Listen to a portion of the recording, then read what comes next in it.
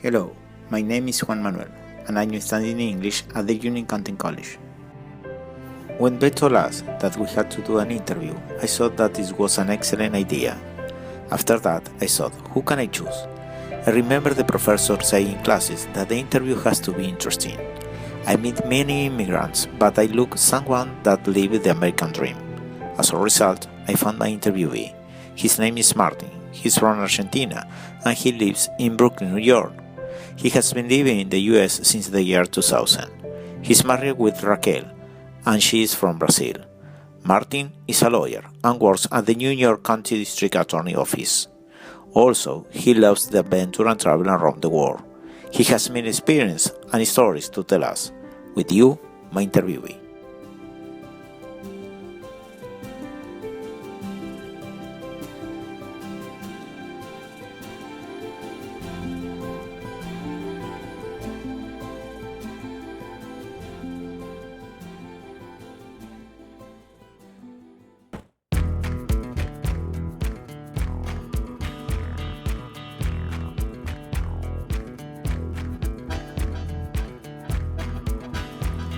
Martin De Luca. I am 31 years old. I am from Argentina.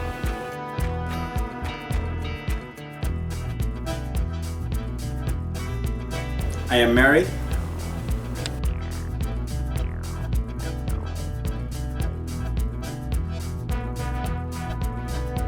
I am an assistant district attorney in the New York County District Attorney's Office.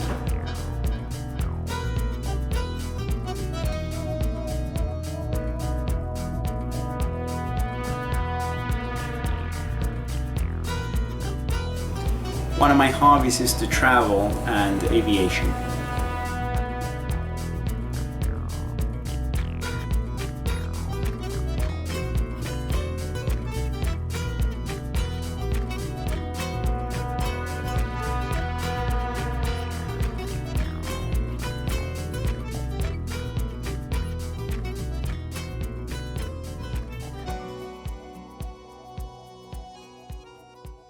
You came here with your parents in the year 2000.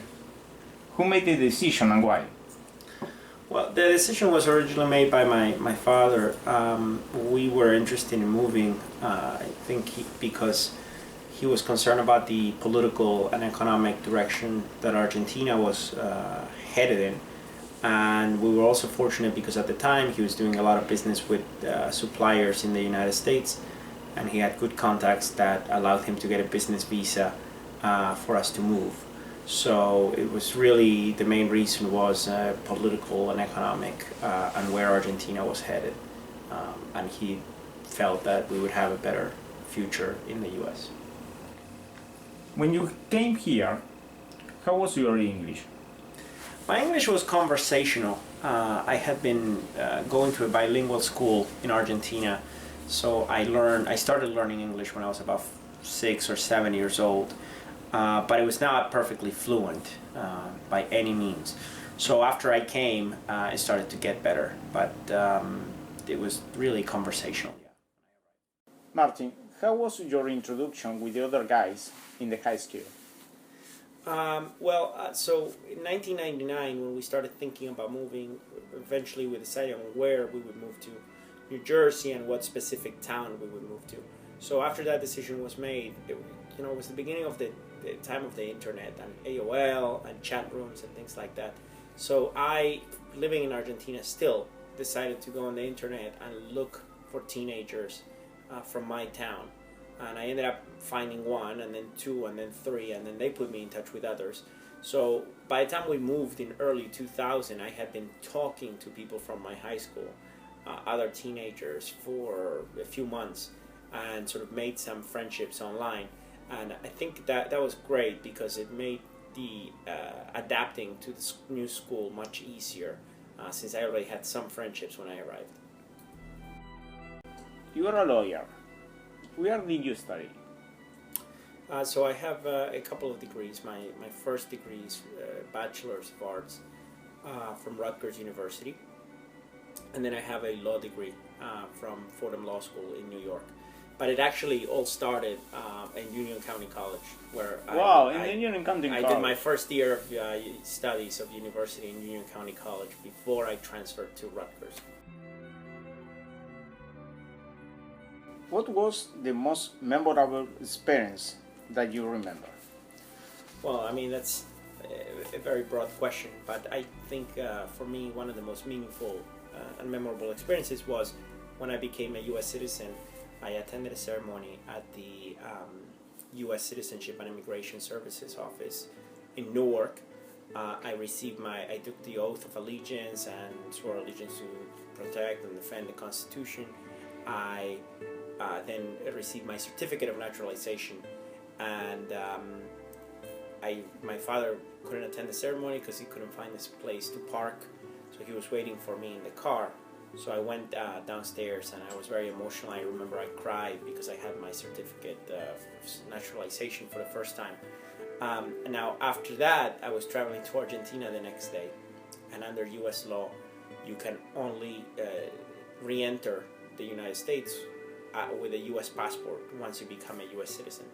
So that meant that I had 24 hours to get a U.S. passport. So we had to make an appointment, and I had to travel to Philadelphia in order to get that passport and issued in the same day.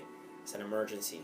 And I did, and I got it. Then I had to travel back to New York, and then that evening I remember I took the flight for the first time using my U.S. passport the same day that I got it. Did you feel discriminated sometimes because you are Hispanic?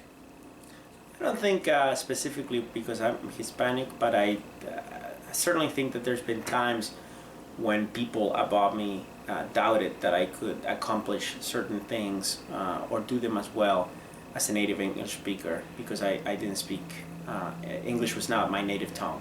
And so it's been sometimes important to work extra hard to overcome that misconception or preconception that perhaps because you're not a native English speaker, you are less capable of doing something. But I think once people see your work and see that you can certainly do just as well or much better than native English speakers, that preconception goes away. What do you miss from Argentina? Well, many things, of course, your family, or my family, the food, the culture, but family, I would say, is the number one thing, because it's the one thing that you cannot bring with you when you move to another country, and certainly not everyone.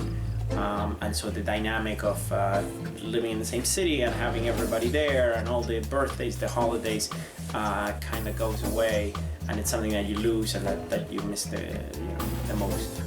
Imagine that you hadn't come to the US. What do you think that your life would have been in Argentina? Of course, it would have been very different. I may have become a lawyer anyway, but my life would have been different because lawyers are not very well paid in Argentina, and I really love to travel, but I don't think I would have been able to travel so much, and I certainly wouldn't have had the financial ability to do everything I do today. So I think it would have been a more simple life, and working equally as hard, but making a lot less. I know that you have two passions, traveling and planes. What was the most exotic place you have visited? Well, there's many exotic places. I have been, I think now, to a little over 70 countries. So there's a lot.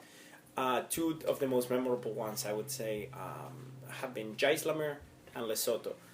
Jaisalmer is a small town on the border between India and Pakistan, in the desert. It's very remote, difficult to get to. The closest airport is 9 hours away by train or car. And so I went there with a friend in 2009, and we used this small town as a jumping point to do a camel expedition. And that was just a fascinating experience. The other place is the place that I went with my wife when we first met and took our first trip together in the south of Africa, in a small country called Lesotho. It's commonly known as, or referred to as, the kingdom in the skies, because it's a monarchy, and also It's a very small country, but it's highly elevated. We met a lot of children there as well, and one of the things that they were asking for money. What do you like about living in the US and what not? Many things. What I really like is the ability to save, to have a livable wage, a livable salary that allows you to do certain things you enjoy. So, one of my hobbies, as you mentioned before, is travel. It's very easy to travel when you're based in the US because geographically it's well located, the airfares are cheaper, there's services to everywhere in the world, and you earn your money in US dollars.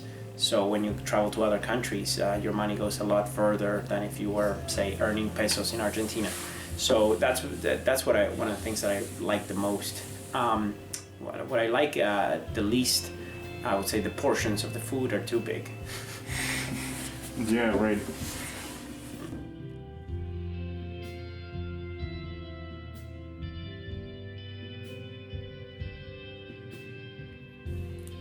I saw in your Facebook that you have a picture with Bill Clinton. Did you have the opportunity to talk with him, or just it was only a picture? No, I had the opportunity to talk to him. It was supposed to be only a picture. My wife had arranged, she was participating in a forum where he was doing photos with everyone, and she invited me to be part of the sort of receiving line where you could go and have a picture taken with him. So we did go up to him and had the picture taken, but it was supposed to be only a picture. But I actually got talking with him about a federal judge that I used to work for. This judge was Bill Clinton's roommate in law school, and I mentioned to him that I worked for this particular judge, and Clinton remembered him very well, so we got talking about the judge, and he hadn't seen the judge in a long time and how was he doing and whatnot, so we spoke for a little while, and then we moved on. So I had the chance to talk to him. Okay, Martin, for finish, I have the last question. I came to this country just 2 years ago. So what advice can you give me? Well, I think the best advice is to learn English and learn English fluently and to get a good education. Those two things will open a lot of doors for you in the future. And it's just very difficult to succeed in this country without both of those things. Okay. Thank you so much, Martin. Nothing was easy in the Martin life. When he came here, he had to pass for complicated situations. However, I wanted to tell you the positive side of his experience. Martin is my brother, and I learn of him every day. I hope you have enjoyed the interview.